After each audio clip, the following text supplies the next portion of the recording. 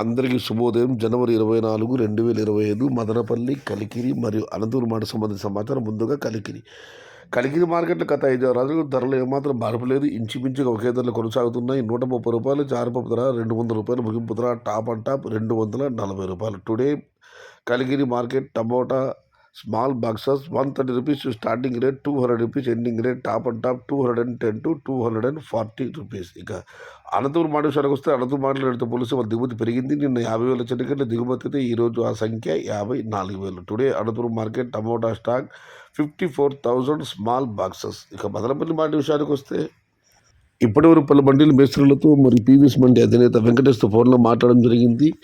వారు వచ్చిన సమాచారం ఒకసారి బేరీ చూస్తే క్రోడీకరిస్తే అన్ని మండీలకు కూడా వాళ్ళ దిగుమతి తగ్గింది. కొన్ని మండీలు మాత్రం పెరిగింది, మరికొన్ని మండీలకు ఏమాత్రం రాలేదు.